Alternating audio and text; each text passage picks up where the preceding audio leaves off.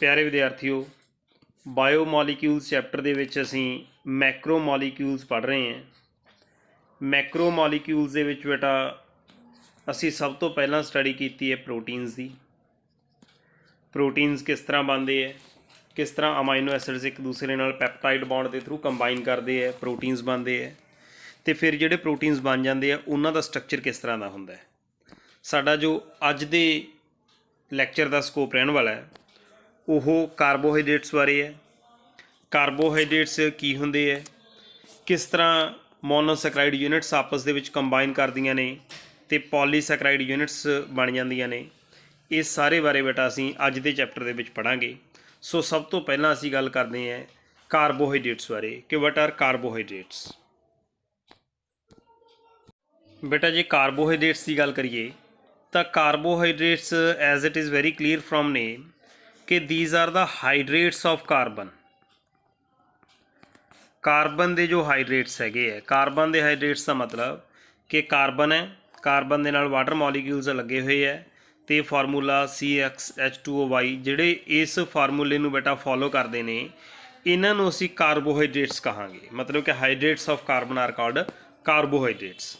But बेटा असी इस डेफिनेशन एक फाइनल डेफिनेशन नहीं मान सकते क्योंकि बहुत सारे कंपाउंड साडे कोले इस तरह के कंपाउंड्स ने जिहड़े बाय नेचर तो बेटा कार्बोहाइड्रेट्स ने बट वो इस फार्मूले नूं फॉलो नहीं करते। जिस तरह बेटा तुसीं न्यूक्लियोटाइड्स के स्ट्रक्चर दे विच पढ़िया है कि साडे कोले डीऑक्सीराइबोस शुगर भी हुंदा ते राइबोस शुगर भी हुंदा है। जिहड़ा बेटा डीऑक्सीराइबोस शुगर है हुण उहदे विच एक ऑक्सीजन घट हुंदा है तो वह फार्मूला असी की कीता सी, असी ये गल देखी सी बेटा कि साढ़े कोले एक इस तरीके नाल है C5H10O5 ये राइबोस शुगर है। तो हुण इस राइबोस शुगर दे विचों जे एक ऑक्सीजन घट कर दिता जाए तो वह अपने कोले की बन जाता है डीऑक्सीराइबोस। तो वह फार्मूला रह जाता है C5H10O4। मतलब कि जिहड़ा साडा फार्मूला हैगा हाइड्रेट्स ऑफ कार्बन का कि CxH2O इस फार्मूले नूं बेटा ये फॉलो नहीं कर रही। हाइड्रेट्स ऑफ कार्बन नहीं हैगा deoxyribose sugar but as we know हैगा की है ये कार्बोहाइड्रेट हैगा। दैट्स वाई बेटा असीं ये नहीं कह सकते कि हाइड्रेट्स ऑफ कार्बन या CxH2O होना एक डेफिनेट करैक्टर है कि इस फार्मूले नूं फॉलो करने वाले सारे कार्बोहाइड्रेट्स होणगे। ऑन दी अदर हैंड बेटा कुछ इस तरह के भी कंपाउंड्स ने जिहड़े कंपाउंड्स इस फार्मूले नूं तो फॉलो कर रहे हैं बट वो की ने बेटा वो कार्बोहाइड्रेट्स नहीं हैगे। इस करके कार्बोहाइड्रेट्स नूं जस्ट ये कह देना कि these are the hydrates of carbon ये डेफिनेशन बेटा अपने आप दे विच परफेक्ट डेफिनेशन नहीं हैगी। तो परफेक्ट डेफिनेशन की है, परफेक्ट डेफिनेशन नूं समझण दे लई थोड़ा जिहा सानूं बेटा इस दे स्ट्रक्चर बारे समझना जरूरी है कि कार्बोहाइड्रेट्स का स्ट्रक्चर की हुंदा है। कार्बोहाइड्रेट्स बेटा जिहड़े हैगे ने इस जिमें अपने को कार्बन एटम्स की चेन है, इस कार्बन एटम्स की चेन दे विच बेटा दो या दो तो वध हाइड्रोक्सी ग्रुप होने जरूरी है। जिस तरह इत्थे मैं कहता कि हाइड्रोक्सिल ग्रुप है, इत्थे मैं कहता हाइड्रोक्सिल ग्रुप है, तो दो हाइड्रोक्सी ग्रुप है तो तीसरी जिहड़ी कार्बन है उस कार्बन के उत्ते इत्थे किहड़ा ग्रुप है बेटा एल्डिहाइड ग्रुप है। जां की हो सकता सी कार्बन कार्बन इहदे नाल हाइड्रोक्सिल ग्रुप लग्या है, एक ये कार्बन है ये भी हाइड्रोक्सिल ग्रुप लग गया। हुण दोनों कार्बन जिहड़ियां उपर ते नीचे वाली इन्हां हाइड्रोक्सिल ग्रुप लग गया तो जिहड़ी सेंटर वाली कार्बन है इहदे किहड़ा ग्रुप लग गया बेटा कीटोन ग्रुप लग गया। तो ये भी कार्बोहाइड्रेट्स ने। मतलब कि इस तरह के कंपाउंड्स जिहड़े कंपाउंड्स कोले हाइड्रोक्सी ग्रुप जिहड़े हैगे ने घट्टो घट्ट दो ने ते नाल एक एल्डिहाइड ग्रुप जां एक कीटोन ग्रुप प्रेजेंट है उन्हां नूं असीं की कहांगे बेटा कार्बोहाइड्रेट्स। सो मैं कह सकदा हां कि कार्बोहाइड्रेट्स जिहड़े हैगे ने दीज आर पॉलीहाइड्रोक्सी एल्डिहाइड्स और कीटोन्स। इस तरह के कंपाउंड्स जिन्हां कोले बहुत सारे हाइड्रोक्सी ग्रुप लगे ने बट हैगे की ने वो एल्डिहाइड ने जां कीटोन्स ने उन्हां नूं असीं की कहांगे बेटा कार्बोहाइड्रेट्स। कार्बोहाइड्रेट्स की डेफिनेशन हुण बेटा असीं पढ़ते हैं। मैनूं लगदा तुहानूं ये गल क्लीयर हो गई हुण तक कि कार्बोहाइड्रेट्स आर पॉलीहाइड्रोक्सी एल्डिहाइड्स और कीटोन्स। इसका की मतलब है कि एल्डिहाइड या कीटोन फंक्शनल ग्रुप है तो नाल की लगे ने दो या दो तो वध किहड़े ग्रुप लगे ने हाइड्रोक्सिल ग्रुप्स लगे हुए हैं उन्होंने असीं बेटा की बोलते हैं असीं कार्बोहाइड्रेट्स बोलते हैं। ਤਾਂ ਕਾਰਬੋਹਾਈਡਰੇਟਸ ਦੇ ਵਿੱਚ ਜਿਵੇਂ ਆਪਣੇ ਕੋਲ ਕੇਨ ਸ਼ੂਗਰ ਹੈ, ਗਲੂਕੋਜ਼ ਮੋਲੀਕਿਊਲ ਹੈ, ਸਟਾਰਚ ਨੇ, ਇਹ ਸਾਰੇ ਕੀ ਨੇ ਬੇਟਾ ਕਾਰਬੋਹਾਈਡਰੇਟਸ ਹੈਗੇ ਨੇ। ਕਾਰਬੋਹਾਈਡਰੇਟਸ ਜਿਹੜੇ ਹੈਗੇ ਨੇ ਬੇਟਾ ਇਹ ਸਾਨੂੰ ਪਤਾ ਕਿ ਜਿਹੜੇ ਗ੍ਰੀਨ ਪਲਾਂਟਸ ਹੈਗੇ ਨੇ ਉਹ ਬਾਈ ਦਾ ਪ੍ਰੋਸੈਸ ਆਫ ਫੋਟੋਸਿੰਥਸਿਸ ਗਲੂਕੋਜ਼ ਸਿੰਥਸਿਸ ਕਰਦੇ ਨੇ। ਤਾਂ ਜਿਹੜਾ ਗਲੂਕੋਜ਼ ਆ ਉਹ ਕਾਰਬੋਹਾਈਡਰੇਟ ਹੈ। ਹੁਣ ਹੁੰਦਾ ਕੀ ਹੈ ਕਿ ਕਾਰਬਨ ਡਾਈਆਕਸਾਈਡ ਅਤੇ ਵਾਟਰ ਇਹਨਾਂ ਦੇ ਕੰਬੀਨੇਸ਼ਨ ਨਾਲ ਗ੍ਰੀਨ ਪਲਾਂਟਸ ਜਿਹੜੇ ਹੈਗੇ ਨੇ C6H12O6 ਗਲੂਕੋਜ਼ ਬਣਾਉਂਦੇ ਨੇ। ਜਦੋਂ ਇਸ ਨੂੰ ਐਨੀਮਲਸ ਕੰਜ਼ਿਊਮ ਕਰ ਲੈਂਦੇ ਨੇ ਤਾਂ ਇਸੇ ਕਾਰਬੋਹਾਈਡਰੇਟਸ ਦੀ ਬ੍ਰੇਕਡਾਊਨ ਹੋ ਜਾਂਦੀ in the presence of oxygen, ਜਿਹਦੇ ਤੇ ਸਾਨੂੰ ਜਿਹੜੀ ਕਾਰਬਨ ਡਾਈਆਕਸਾਈਡ ਅਤੇ ਵਾਟਰ ਫ੍ਰੀ ਹੋ ਜਾਂਦੇ ਅਤੇ ਨਾਲ ਕੀ ਮਿਲ ਜਾਂਦੀ ਹੈ ਐਨਰਜੀ। ਸੋ ਇਟ ਮੀਨਸ ਜਿਹੜੇ ਕਾਰਬੋਹਾਈਡਰੇਟਸ ਨੇ these are the source of energy for animals.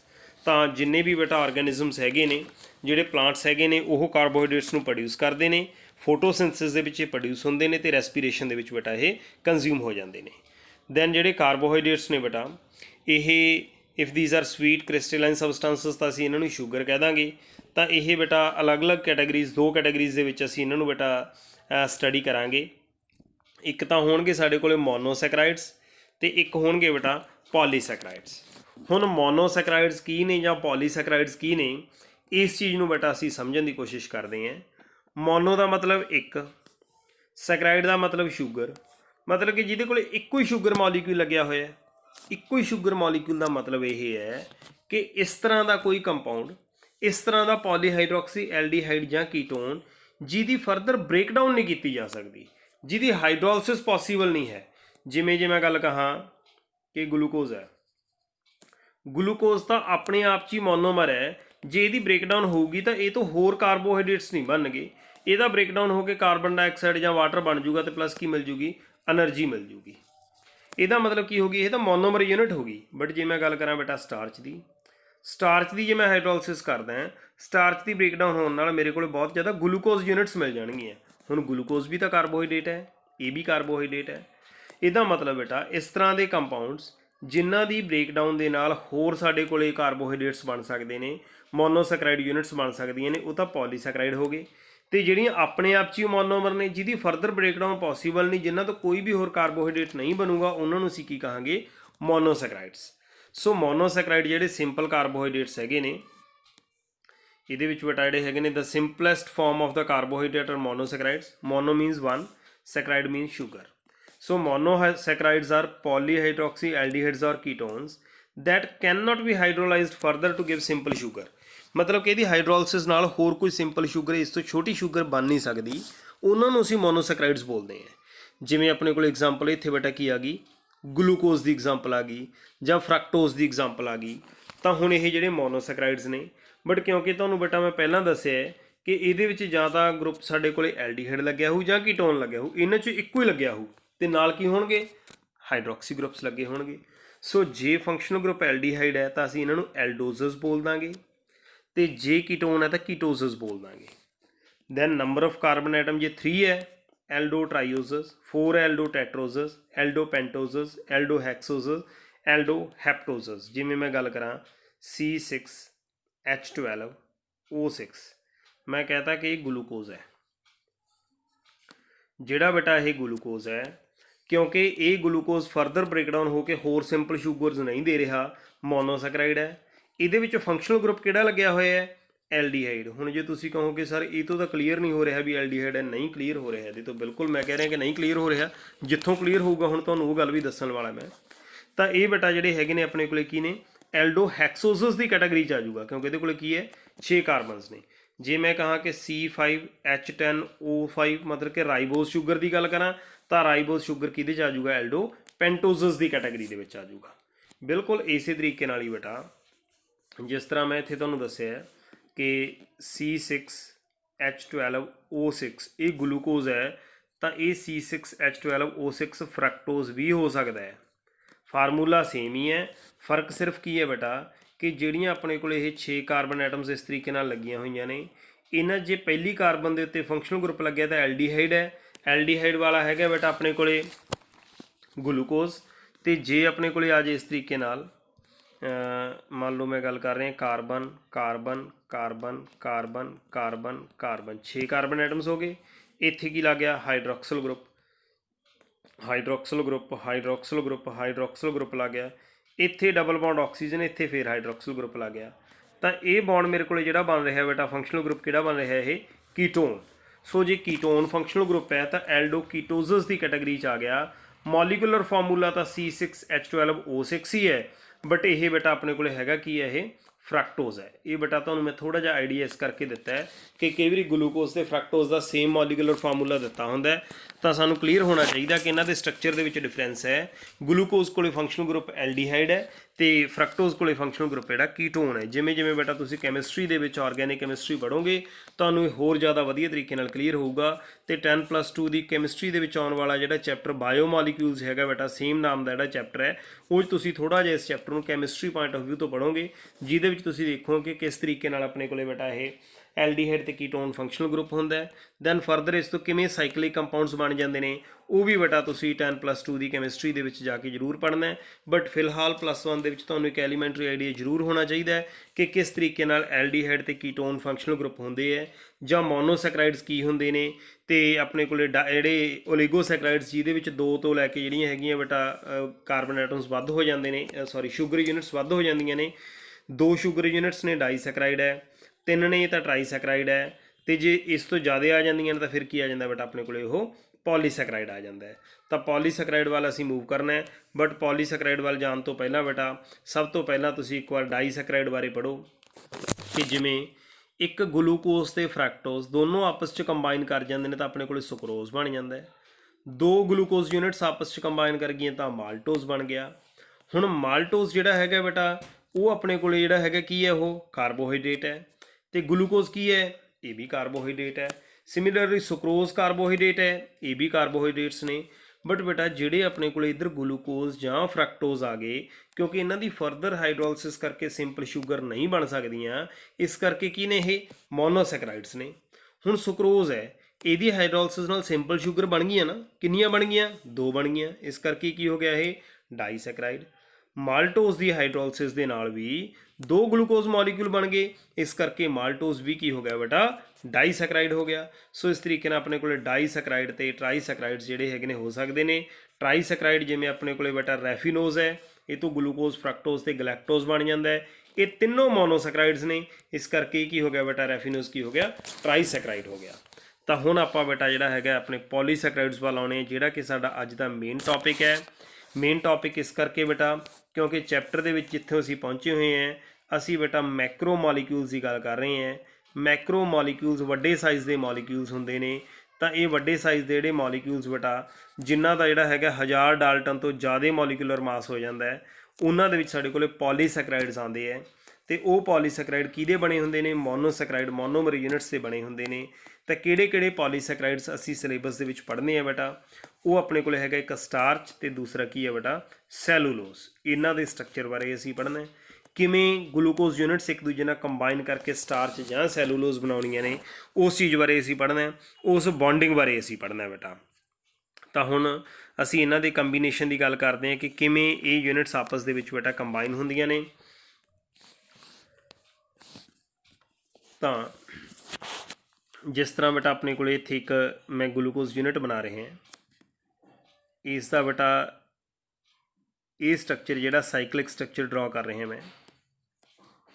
ਇੱਕ ਹੋਰ ਗਲੂਕੋਜ਼ ਯੂਨਿਟ ਹੈ, ਇਸ ਦਾ ਵੀ ਬੇਟਾ ਇਹ ਸਾਈਕਲਿਕ ਸਟਰਕਚਰ ਇੱਥੇ ਡਰਾ ਕੀਤਾ ਜਾ ਰਿਹਾ ਹੈ। ਤਾਂ ਇਹਦੇ ਵਿੱਚ ਬੇਟਾ ਇੱਥੇ ਹਾਈਡਰੋਕਸਿਲ ਗਰੁੱਪ ਲੱਗਿਆ ਹੋਇਆ, ਇੱਥੇ ਹਾਈਡਰੋਜਨ। ਇਹ ਕਾਰਬਨ ਐਟਮ ਨੰਬਰ 1 ਹੈ। ਕਾਰਬਨ ਐਟਮ ਨੰਬਰ 2 ਜਿਹੜਾ ਹੈਗਾ ਇਹਦੇ 'ਤੇ ਵੀ ਬੇਟਾ ਇੱਥੇ ਹਾਈਡਰੋਕਸਿਲ ਗਰੁੱਪ ਲੱਗਿਆ, ਇੱਥੇ ਹਾਈਡਰੋਜਨ। ਕਾਰਬਨ ਐਟਮ ਨੰਬਰ 3 ਹੈ ਹਾਈਡਰੋਜਨ ਤੇ ਹਾਈਡਰੋਕਸਿਲ ਗਰੁੱਪ। 4 ਹੈ ਹਾਈਡਰੋਕਸਿਲ ਗਰੁੱਪ ਹਾਈਡਰੋਜਨ ਗਰੁੱਪ। 5 ਹੈ ਇੱਕ ਸਾਈਡ 'ਤੇ ਹਾਈਡਰੋਜਨ ਹੈ, ਦੂਸਰੀ ਸਾਈਡ 'ਤੇ CH2OH, ਕਹਿੰਦਾ ਮਤਲਬ ਦਿਸ ਇਜ਼ ਕਾਰਬਨ ਨੰਬਰ 6। ਬਿਲਕੁਲ ਇਸੇ ਤਰੀਕੇ ਨਾਲ ਹੀ ਇਹਦੀ ਇਹ ਕਾਰਬਨ ਐਟਮ ਨੰਬਰ 1 ਹੈ ਜਿਹਦੇ 'ਚ ਹਾਈਡਰੋਕਸਿਲ ਗਰੁੱਪ ਲੱਗਿਆ, ਇੱਥੇ ਹਾਈਡਰੋਜਨ ਲੱਗਿਆ। ਇੱਧਰ ਵੀ ਆਪਣੇ ਕੋਲੇ ਬੇਟਾ ਹਾਈਡਰੋਕਸਿਲ ਤੇ ਹਾਈਡਰੋਜਨ ਲੱਗਿਆ ਹੋਇਆ, ਇੱਧਰ ਹਾਈਡਰੋਜਨ ਤੇ ਹਾਈਡਰੋਕਸਿਲ ਹੈ। ਇੱਥੇ ਆਪਣੇ ਕੋਲੇ ਹਾਈਡਰੋਕਸਿਲ ਗਰੁੱਪ ਲੱਗਿਆ, ਹਾਈਡਰੋਜਨ ਗਰੁੱਪ ਲੱਗਿਆ। ਇੱਧਰ ਆਪਣੇ ਕੋਲੇ ਕੀ ਹੈ ਬੇਟਾ ਹਾਈਡਰੋਜਨ ਹੈ CH2OH, ਮਤਲਬ ਕਿ ਜਿਹੜੀ ਕਾਰਬਨ ਐਟਮ ਨੰਬਰ 6 ਹੋ ਗਈ। ਤਾਂ ਹੁਣ ਇਹ ਪਹਿਲਾ ਜਿਹੜਾ ਆਪਣੇ ਕੋਲੇ ਗਲੂਕੋਜ਼ ਹੈ ਇਹਦੀ ਕਾਰਬਨ ਐਟਮ ਨੰਬਰ 1 2 3 4 5 ਐਂਡ 6। ਤਾਂ ਇਹਦੀ ਤੁਸੀਂ ਦੇਖੋ ਬੇਟਾ ਜਿਹੜੀ 4 ਨੰਬਰ ਕਾਰਬਨ ਹੈ ਨਾ, ਇਸ 4 ਨੰਬਰ ਕਾਰਬਨ ਦੇ ਉੱਤੇ ਹਾਈਡਰੋਕਸਿਲ ਗਰੁੱਪ ਲੱਗਿਆ ਹੋਇਆ। ਇੱਧਰ ਇਹਦੀ 1 ਨੰਬਰ ਕਾਰਬਨ ਦੇ ਉੱਤੇ ਹਾਈਡਰੋਕਸਿਲ ਗਰੁੱਪ ਲੱਗਿਆ ਹੋਇਆ ਹੈ, ਤਾਂ ਕੀ ਹੋਊਗਾ, ਇਹ ਦੋਨੋਂ ਹਾਈਡਰੋਕਸਿਲ ਗਰੁੱਪਸ ਆਪਸ ਦੇ ਵਿੱਚ ਕੰਬਾਈਨ ਕਰਨਗੇ with elimination of water molecule.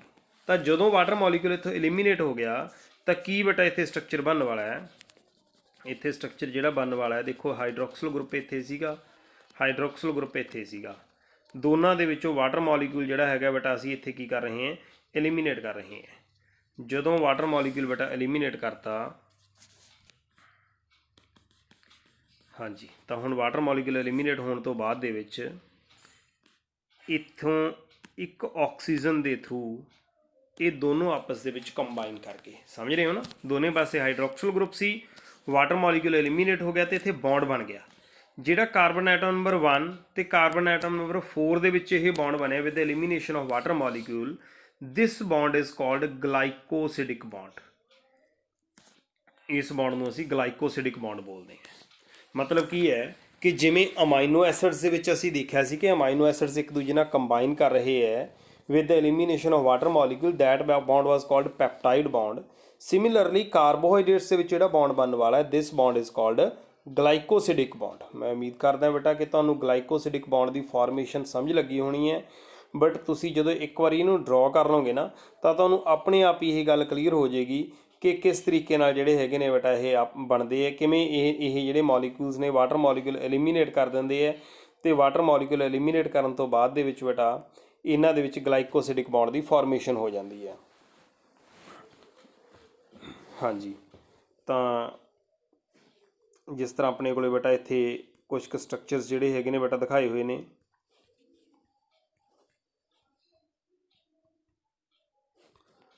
ਤਾਂ ਇਹ ਆਪਣੇ ਕੋਲੇ ਬੇਟਾ ਜਿਹੜਾ ਡਾਈਸੈਕਰਾਈਡ ਹੈਗਾ, ਇਸ ਡਾਈਸੈਕਰਾਈਡ ਦੀ ਫਾਰਮੇਸ਼ਨ ਦੇ ਵਿੱਚ ਦੇਖੋ ਦਿਖਾਇਆ ਹੋਇਆ ਹੈ ਕਿ ਕਿਵੇਂ ਇੱਥੇ ਵਾਟਰ ਮੋਲੀਕਿਊਲ ਐਲੀਮੀਨੇਟ ਹੋ ਰਿਹਾ and there is formation of glycosidic bond. ਤਾਂ ਇਹ ਬੇਟਾ ਆਪਣੇ ਕੋਲੇ ਗਲਾਈਕੋਸਿਡਿਕ ਬੌਂਡ ਨਾਲ ਡਾਈਸੈਕਰਾਈਡਸ ਬਣਦੇ ਨੇ, ਡਾਈਸੈਕਰਾਈਡਸ ਤੋਂ ਇਸੇ ਤਰੀਕੇ ਨਾਲ ਪੋਲੀਸੈਕਰਾਈਡਸ ਬਣਦੇ ਹੈ। ਤਾਂ ਹੁਣ ਬੇਟਾ ਥੋੜ੍ਹਾ ਜਿਹਾ ਜਨਰਲ ਮੈਂ ਇਸ ਦਾ ਆਈਡੀਆ ਦੇਤਾ, ਤੇ ਇਸ ਤੋਂ ਬਾਅਦ ਦੇ ਵਿੱਚ ਬੇਟਾ ਜਿਹੜਾ ਹੈਗਾ ਆਪਾਂ ਮੂਵ ਕਰ ਰਹੇ ਹਾਂ ਦੁਬਾਰਾ ਆਪਣੇ ਸਟਰਕਚਰ ਆਫ ਸਟਾਰਚ ਤੇ ਸੈਲੂਲੋਜ਼ ਵੱਲ। ਸੋ ਬੇਟਾ ਮੈਕਰੋ ਮੋਲੀਕਿਊਲਸ ਦੇ ਵਿੱਚ ਆਪਣੇ ਕੋਲੇ ਹੈਗੇ ਨੇ polysaccharides. Polysaccharides are the polymers of sugar. Monosaccharides ਜਿਹੜੇ ਪੋਲੀਮਰਸ ਨੇ, ਐਗਜ਼ਾਮਪਲ ਹੈ starch, cellulose, glycogen, insulin. Starch ਜਿਹੜਾ ਹੈਗਾ ਬੇਟਾ this is the homopolymer of glucose. Homopolymer ਦਾ ਮਤਲਬ ਇੱਕੋ ਹੀ ਤਰ੍ਹਾਂ ਦੀਆਂ ਯੂਨਿਟਸ ਲੱਗੀਆਂ ਹੋਈਆਂ ਨੇ ਤੇ ਸਾਰੀਆਂ ਕਾਹਦੀਆਂ ਨੇ, ਗਲੂਕੋਜ਼ ਯੂਨਿਟਸ ਨੇ। ਸੈਲੂਲੋਜ਼ ਵੀ ਕਾਹਦਾ ਬੇਟਾ, ਇਹ ਵੀ ਗਲੂਕੋਜ਼ ਦਾ ਜਿਹੜਾ ਪੋਲੀਮਰ ਹੈਗਾ, ਹੋਮੋਪੋਲੀਮਰ ਹੈ। ਗਲਾਈਕੋਜਨ ਇਹ ਵੀ ਹੋਮੋਪੋਲੀਮਰ ਆਫ ਗਲੂਕੋਜ਼ ਹੈ। ਇਨਸੂਲਿਨ ਹੈ, ਇਹ ਕਾਹਦਾ ਬੇਟਾ, ਇਹ ਫਰਕਟੋਜ਼ ਦਾ ਹੈਗਾ। ਤਾਂ ਹੁਣ ਬੇਟਾ ਜੇ ਆਪਾਂ ਗੱਲ ਕਰੀਏ ਕਿ ਸਟਾਰਚ, ਸੈਲੂਲੋਜ਼ ਤੇ ਗਲਾਈਕੋਜਨ, ਇਹ ਤਿੰਨੋਂ ਜਿਹੜੇ ਹੈਗੇ ਨੇ ਬੇਟਾ ਅਸੀਂ ਇੱਥੇ ਵੇਖਿਆ ਕਿ ਤਿੰਨੋਂ ਤਾਂ ਪੋਲੀਮਰ ਤਾਂ ਗਲੂਕੋਜ਼ ਦੇ ਹੀ ਨੇ। ਜੇ ਗਲੂਕੋਜ਼ ਦੇ ਪੋਲੀਮਰ ਨੇ ਤਾਂ ਇਹਨਾਂ ਦਾ ਸਟਰਕਚਰ ਸੇਮ ਹੋਣਾ ਚਾਹੀਦਾ, ਬਟ ਨਹੀਂ, ਇਹਨਾਂ ਦਾ ਸਟਰਕਚਰ ਸੇਮ ਨਹੀਂ ਹੈ। ਇਹਨਾਂ ਦਾ ਬੇਟਾ ਸਟਰਕਚਰ ਸੇਮ ਇਸ ਕਰਕੇ ਨਹੀਂ ਹੈ ਕਿਉਂਕਿ ਜਿਹੜਾ ਆਪਣੇ ਕੋਲੇ ਸਟਾਰਚ ਹੈ, ਸਟਾਰਚ ਦੀ ਇੱਕ ਲੀਨੀਅਰ ਚੇਨ ਬਣਦੀ ਹੈ। ਸਾਰੇ ਗਲੂਕੋਜ਼ ਦੇ ਮੋਲੀਕਿਊਲ ਇੱਕ ਸਿੱਧੀ ਚੇਨ ਨਾਲ ਕੰਬਾਈਨ ਕਰਦੇ ਨੇ, glucose glucose glucose glucose glucose, ਇਸ ਤਰੀਕੇ ਨਾਲ ਕੰਬਾਈਨ ਕਰਦੇ ਨੇ। ਬਟ ਸੈਲੂਲੋਜ਼ ਦੇ ਵਿੱਚ ਕੀ ਹੁੰਦਾ, ਸੈਲੂਲੋਜ਼ 'ਚ ਹੁੰਦਾ ਕੀ ਹੈ, ਜਿਸ ਤਰ੍ਹਾਂ ਮੈਂ ਇੱਥੇ ਤੁਹਾਨੂੰ ਗੱਲ ਕੀਤੀ ਸੀ ਕਿ ਇੱਕ ਗਲੂਕੋਜ਼ ਹੋ ਗਿਆ, ਗਲਾਈਕੋਸਿਡਿਕ ਬੌਂਡ ਬਣ ਗਿਆ, ਦੂਜਾ ਗਲੂਕੋਜ਼ ਹੋ ਗਿਆ, ਗਲਾਈਕੋਸਿਡਿਕ ਬੌਂਡ ਬਣ ਗਿਆ, ਤੀਸਰਾ ਗਲੂਕੋਜ਼ ਹੋ ਗਿਆ, ਚੌਥਾ ਗਲੂਕੋਜ਼ ਹੋ ਗਿਆ, ਇੱਕ ਸਟ੍ਰੇਟ ਚੇਨ ਬਣ ਗਈ। ਹੁਣ ਇਸ ਸਟ੍ਰੇਟ ਚੇਨ ਦੇ ਵਿੱਚ ਕਈ ਵਾਰੀ ਕੀ ਹੋ ਜਾਂਦੀ ਹੈ, ਬ੍ਰਾਂਚਿੰਗ ਹੋ ਜਾਂਦੀ ਹੈ। ਬ੍ਰਾਂਚਿੰਗ ਜਦੋਂ ਹੋ ਜਾਂਦੀ ਹੈ ਤਾਂ ਸਾਡੇ ਕੋਲ ਇਸ ਤਰੀਕੇ ਨਾਲ ਇੱਥੇ ਇੱਕ ਹੋਰ ਗਲੂਕੋਜ਼ ਮੋਲੀਕਿਊਲ ਆ ਗਿਆ, ਇੱਕ ਹੋਰ ਗਲੂਕੋਜ਼ ਮੋਲੀਕਿਊਲ ਆ ਗਿਆ। ਜੇ ਬ੍ਰਾਂਚਿੰਗ ਹੋ ਗਈ ਬੇਟਾ ਤਾਂ ਉਸ ਦੇ ਲਈ ਜਿਹੜੀ ਆਪਣੇ ਕੋਲ ਬੌਂਡਿੰਗ ਬਣਦੀ ਹੈ ਦੈਟ ਇਜ਼ 1,6 ਬੌਂਡਿੰਗ, ਤੇ ਲੀਨੀਅਰ ਚੇਨ ਦੇ ਲਈ ਜਿਹੜੀ ਬੌਂਡਿੰਗ ਬਣਦੀ ਹੈ ਦੈਟ ਇਜ਼ 1,4 ਬੌਂਡਿੰਗ। 1,4 ਜਾਂ 1,6 ਬੌਂਡਿੰਗ ਕੀ ਹੈ, ਇਸ ਗੱਲ ਨੂੰ ਮੈਂ ਇੱਕ ਵਾਰ ਸਮਝਾਉਣਾ ਹੈ। ਤਾਂ ਹੁਣ ਬੇਟਾ ਇਹ ਜਿਹੜਾ ਇੱਕ ਵਾਰ ਇੰਨਾ ਹੀ ਸਮਝ ਲਓ ਇਸ ਸਲਾਈਡ ਤੋਂ ਕਿ ਜਿਹੜਾ ਆਪਣੇ ਕੋਲ ਸੈਲੂਲੋਜ਼ ਤੇ ਗਲਾਈਕੋਜਨ ਦਾ ਸਟਰਕਚਰ ਹੈ ਦੈਟ ਇਜ਼ ਬ੍ਰਾਂਚਡ ਸਟਰਕਚਰ, ਜਦੋਂ ਕਿ ਜਿਹੜਾ ਸਟਾਰਚ ਦਾ ਸਟਰਕਚਰ ਹੈ ਉਹ ਕੀ ਹੈ ਬੇਟਾ, ਇੱਕ ਲੀਨੀਅਰ ਸਟਰਕਚਰ ਹੈ। ਤੇ ਇਨਸੂਲਿਨ ਲੀਨੀਅਰ ਹੈਗਾ ਬੇਟਾ, ਕਿਹਦਾ ਸਟਰਕਚਰ ਹੈ ਉਹ, ਫਰਕਟੋਜ਼ ਯੂਨਿਟਸ ਆਪਸ ਦੇ ਵਿੱਚ ਕੰਬਾਈਨ ਕਰਦੀਆਂ ਨੇ। ਤਾਂ ਹੁਣ ਆਪਣੇ ਕੋਲੇ ਗਲਾਈਕੋਸਿਡਿਕ ਲਿੰਕੇਜ ਬਾਰੇ ਦੱਸਿਆ ਹੋਇਆ ਹੈ। ਦੇਖੋ ਇਹਦੇ ਤੋਂ ਹੀ ਮੈਂ 1,4 ਤੇ 1,6 ਲਿੰਕੇਜ ਤੁਹਾਨੂੰ ਕਲੀਅਰ ਕਰ ਦੇਣੀ ਹੈ। ਜਿਸ ਤਰ੍ਹਾਂ ਇਹ ਆਪਣੇ ਕੋਲ ਇੱਕ ਗਲੂਕੋਜ਼ ਯੂਨਿਟ ਹੈਗਾ, ਸਭ ਤੋਂ ਪਹਿਲਾਂ ਇਸ ਗਲੂਕੋਜ਼ ਯੂਨਿਟ ਦੇ ਵਿੱਚ this is carbon atom number 1 2 3 and 4। So ਇਹਦੀ ਤਾਂ ਕਾਰਬਨ ਐਟਮ ਨੰਬਰ 4 ਤੇ ਇਹਦੀ ਕਾਰਬਨ ਐਟਮ ਨੰਬਰ 1 ਇਹ ਕੰਬਾਈਨ ਕੀਤੀਆਂ ਨਾ। ਜਦੋਂ ਇਹ 1 ਕੰਬਾਈਨ ਕੀਤੀਆਂ ਤਾਂ ਇਸ ਨੂੰ ਅਸੀਂ ਬੋਲਦੇ ਹਾਂ ਬੇਟਾ 1,4 ਗਲਾਈਕੋਸਿਡਿਕ ਬੌਂਡ। ਇਹ 1,4 ਗਲਾਈਕੋਸਿਡਿਕ ਬੌਂਡ ਹੈ ਜਾਂ 1,4 ਗਲਾਈਕੋਸਿਡਿਕ ਲਿੰਕੇਜ ਹੈ, ਇਹਦੇ ਨਾਲ ਤਾਂ ਬਣਦਾ ਸਟਾਰਚ। ਬਟ ਜੇ ਕੀ ਹੋਵੇ, ਜਿਵੇਂ ਆਪਣੇ ਕੋਲੇ ਇੱਕ ਤਾਂ ਚੱਲੀ ਜਾਂਦਾ, ਦੂਸਰਾ ਜਿਹੜਾ ਇੱਕ ਮੋਲੀਕਿਊਲ ਮੈਂ ਇੱਥੇ ਡਰਾ ਕਰ ਰਿਹਾ ਹੋਰ,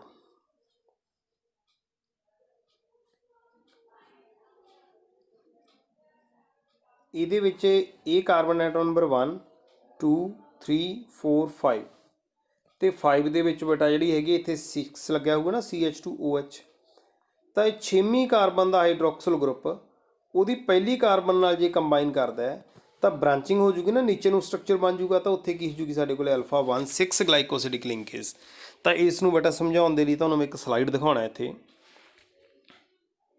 ਬੇਟਾ ਇਸ ਸਲਾਈਡ ਦੇ ਵਿੱਚ ਦੇਖੋ, ਇੱਕ ਗਲੂਕੋਜ਼ ਮੋਲੀਕਿਊਲ, ਦੂਸਰਾ ਗਲੂਕੋਜ਼ ਮੋਲੀਕਿਊਲ, ਤੀਸਰਾ ਗਲੂਕੋਜ਼ ਮੋਲੀਕਿਊਲ। ਇਹਦੇ ਵਿੱਚ ਇੱਕ ਗਲੂਕੋਜ਼ ਮੋਲੀਕਿਊਲ ਦੂਸਰੇ ਗਲੂਕੋਜ਼ ਮੋਲੀਕਿਊਲ ਦੀ 4 ਨੰਬਰ ਕਾਰਬਨ ਨਾਲ ਜੁੜ ਰਿਹਾ, ਸੋ ਦਿਸ ਇਜ਼ 1,4 ਗਲਾਈਕੋਸਿਡਿਕ ਲਿੰਕੇਜ। ਸਿਮਿਲਰਲੀ ਇੱਥੇ ਤਾਂ 1,4 ਗਲਾਈਕੋਸਿਡਿਕ ਲਿੰਕੇਜ ਹੈਗੀ ਹੈ, ਬਟ ਇਨ ਬਿਟਵੀਨ ਹੋਇਆ ਕਿ ਇਹ ਜਿਹੜਾ ਉੱਪਰ ਆਪਣੇ ਕੋਲ ਗਲੂਕੋਜ਼ ਮੋਲੀਕਿਊਲ ਹੈ, ਇਹਦੀ ਕਾਰਬਨ ਐਟਮ ਨੰਬਰ 1 ਤੇ ਇਹਦੀ ਕਾਰਬਨ ਐਟਮ ਨੰਬਰ 6, ਇਹ ਜਦੋਂ ਕੰਬਾਈਨ ਕਰ ਜਾਂਦੀਆਂ ਤਾਂ ਆਪਣੇ ਕੋਲ ਇੱਥੇ ਜਿਹੜਾ ਬੌਂਡ ਬਣ ਗਿਆ, ਦਿਸ ਇਜ਼ 1,6 ਗਲਾਈਕੋਸਿਡਿਕ ਲਿੰਕੇਜ। ਤੇ ਬੜੀ ਗੱਲ ਕਲੀਅਰ ਹੋ ਗਈ ਕਿ ਜੇ 1,4 ਹੋਊਗੀ ਤਾਂ ਸਾਡੇ ਕੋਲ ਗਲੂਕੋਜ਼ ਮੋਲੀਕਿਊਲ ਐਵੇਂ ਇੱਕ ਲੀਨੀਅਰ ਚੇਂਜ ਬਣ ਗਏ, ਬਟ ਜਿੱਥੇ ਹੀ 1,6 ਹੋ ਗਈ ਉੱਥੇ ਕੀ ਹੋ ਜੂਗੀ ਬੇਟਾ, ਬ੍ਰਾਂਚਿੰਗ ਹੋ ਜੂਗੀ। ਤਾਂ ਇਹ ਬ੍ਰਾਂਚਿੰਗ ਵਾਲਾ ਸਟਰਕਚਰ ਜਿਹੜਾ ਹੈਗਾ ਇਹ ਕਾਰਬੋਹਾਈਡਰੇਟਸ ਦਾ ਸਟਰਕਚਰ, ਆਪਣੇ ਕੋਲ ਸੈਲੂਲੋਜ਼ ਦਾ ਸਟਰਕਚਰ ਹੈ, ਤੇ ਜਿਹੜਾ ਲੀਨੀਅਰ ਚੇਨ ਹੈ ਬੇਟਾ ਉਹ ਸਟਰਕਚਰ ਕਾਹਦਾ ਹੋ ਗਿਆ, ਉਹ ਸਟਾਰਚ ਦਾ ਹੋ ਗਿਆ। ਇਹਦਾ ਮਤਲਬ ਸਟਾਰਚ ਦੇ ਵਿੱਚ ਤਾਂ 1,4 ਲਿੰਕੇਜ ਹੋਊਗੀ ਤੇ ਸੈਲੂਲੋਜ਼ 'ਚ 1,4 ਐਜ਼ ਵੈਲ ਐਜ਼ 1,6 ਦੋਨੋਂ ਤਰ੍ਹਾਂ ਦੀ ਲਿੰਕੇਜ ਹੋਊਗੀ। ਸੋ ਬੇਟਾ ਇਹ ਗਲਾਈਕੋਸਿਡਿਕ ਬੌਂਡ ਦੇ ਨਾਲ ਆਪਣੇ ਕੋਲੇ ਗਲਾਈਕੋਜਨ ਦੀ ਸਿੰਥਸਿਸ ਹੈ। ਹੁਣ ਗਲਾਈਕੋਜਨ ਜਿਹੜਾ ਹੈਗਾ ਬੇਟਾ ਉਹ ਐਨੀਮਲ ਸਟਾਰਚ ਹੈ, ਜਿਸ ਤਰੀਕੇ ਨਾਲ ਪਲਾਂਟਸ ਆਪਣਾ ਫੂਡ ਸਟੋਰ ਕਰਦੇ ਨੇ in the form of starch, similarly animals ਆਪਣਾ ਫੂਡ ਕਿਹੜੀ ਫਾਰਮ 'ਚ ਸਟੋਰ ਕਰਦੇ ਹੈ, in the form of glycogen. ਤਾਂ ਇਹ ਗਲਾਈਕੋਜਨ ਜਿਹੜਾ this is also called animal starch. ਬੇਟਾ ਤੁਹਾਡੇ ਲਈ MCQs ਬੜੇ ਇੰਪੋਰਟੈਂਟ ਰਹਿਣ ਵਾਲੇ ਨੇ, ਸੋ ਬਹੁਤ ਸੋਹਣੀਆਂ ਸ਼ੀਟਸ ਜਿਹੜੀਆਂ ਡਿਪਾਰਟਮੈਂਟ ਵੱਲੋਂ ਆ ਰਹੀਆਂ ਨੇ, ਆਮ ਤੌਰ 'ਤੇ ਸਟੂਡੈਂਟਸ ਇਗਨੋਰ ਕਰ ਰਹੇ ਹੈ, ਬਟ ਜਿਵੇਂ ਹੀ ਬੇਟਾ ਇਹ ਬਾਇਓਮੋਲੀਕਿਊਲਸ ਤੁਸੀਂ ਚੈਪਟਰ ਪੜ੍ਹ ਰਹੇ ਹੋ, ਪੈਰਲਲ ਬੇਟਾ ਪੰਜਾਬ ਐਜੂਕੇਟ ਐਪ ਦੇ ਉੱਤੇ ਜਾਓ ਤੇ ਇਸ ਦੀਆਂ ਬੇਟਾ ਜਿਹੜੀਆਂ ਸ਼ੀਟਸ ਨੇ ਉਹਨਾਂ ਸ਼ੀਟਸ ਦੇ ਵਿੱਚ ਬੇਟਾ ਜਿਹੜੀਆਂ ਅਸਾਈਨਮੈਂਟ ਸ਼ੀਟਸ ਨੇ ਉਹਨਾਂ 'ਚ ਦਿੱਤੇ ਹੋਏ MCQs ਨੂੰ ਜ਼ਰੂਰ ਕਰੋ ਬੇਟਾ। ਤਾਂ ਹੁਣ ਗੱਲ ਆਉਂਦੀ ਹੈ ਇਹਦੀ ਡਿਟੈਕਸ਼ਨ ਦੀ, ਕਿ ਕਿਸ ਤਰੀਕੇ ਨਾਲ ਬੇਟਾ ਅਸੀਂ ਸਟਾਰਚ ਦੀ ਪ੍ਰੈਜ਼ੈਂਸ ਨੂੰ ਡਿਟੈਕਟ ਕਰ ਸਕਦੇ ਹਾਂ। ਤਾਂ ਸਟਾਰਚ ਜਿਹੜਾ ਹੈਗਾ ਬੇਟਾ ਉਹ ਹੈਲੀਕਲ ਸੈਕੰਡਰੀ ਸਟਰਕਚਰ ਬਣਾਉਂਦਾ ਹੈ। ਇਹ ਹੈਲੀਕਲ ਸਟਰਕਚਰ ਹੋਣ ਕਰਕੇ ਬੇਟਾ ਆਇਓਡੀਨ ਮੋਲੀਕਿਊਲ ਨੂੰ ਆਪਣੇ 'ਚ ਹੋਲਡ ਕਰ ਸਕਦਾ ਹੈ। ਤਾਂ ਜਦੋਂ ਆਪਣੇ ਨੂੰ ਆਇਓਡੀਨ ਆਪਣੇ ਆਪ 'ਚ ਹੋਲਡ ਕਰ ਲੈਂਦਾ ਤਾਂ ਉਸ ਦੇ ਨਾਲ ਇਹਦਾ ਬਲੂ ਕਲਰ ਆ ਜਾਂਦਾ ਹੈ। ਇਸ ਕਰਕੇ ਜਿਵੇਂ ਪੋਟੈਟੋ ਦੇ ਉੱਤੇ ਅਸੀਂ ਦੇਖੋ ਡ੍ਰੌਪਸ ਪਾ ਰਹੇ ਹਾਂ ਆਇਓਡੀਨ ਦੇ, ਤੇ ਨਾਲ ਨਾਲ ਬਲੂ ਕਲਰ ਆ ਰਿਹਾ ਹੈ, ਤਾਂ ਬਲੂ ਕਲਰ ਆਉਣ ਦਾ ਮਤਲਬ ਕੀ ਹੈ ਬੇਟਾ, ਦਿਸ ਇਜ਼ ਸਟਾਰਚ। ਸੈਲੂਲੋਜ਼ ਦਾ ਕੰਪਲੈਕਸ ਇਸ ਤਰ੍ਹਾਂ ਦਾ ਹੈਲੀਕਲ ਸਟਰਕਚਰ ਨਹੀਂ ਹੁੰਦਾ, ਇਸ ਕਰਕੇ ਇਹ ਆਇਓਡੀਨ ਨੂੰ ਆਪਣੇ 'ਚ ਹੋਲਡ ਨਹੀਂ ਕਰ ਪਾਉਂਦਾ। ਤਾਂ ਹੁਣ ਤੁਸੀਂ ਕਹੋਗੇ ਕਿ ਆਇਓਡੀਨ ਦਾ ਸਟਰਕਚਰ ਤਾਂ ਬ੍ਰਾਂਚਡ ਹੁੰਦਾ, ਜ਼ਿਆਦਾ ਹੈਲੀਕਲ ਹੋਣਾ ਚਾਹੀਦਾ ਸੀ, ਬਟ ਹੈਲੀਕਲ ਹੋਣਾ ਤੇ ਬ੍ਰਾਂਚਡ ਹੋਣਾ ਅਲੱਗ-ਅਲੱਗ ਚੀਜ਼ਾਂ ਹੈਗੀਆਂ ਨੇ। ਇੱਥੇ ਇਹਦੀ ਬ੍ਰਾਂਚਿੰਗ ਨਹੀਂ ਹੈ ਸਟਾਰਚ ਦੀ, ਸਟ੍ਰੇਟ ਚੇਨ ਸੀ, ਬਟ ਸਟ੍ਰੇਟ ਚੇਨ ਦੇ ਵਿੱਚ ਇਸ ਤਰ੍ਹਾਂ ਦਾ ਹੈਲੀਕਲ ਸਟਰਕਚਰ ਬਣ ਗਿਆ। Because of formation of this helical structure it can hold the iodine molecule in it.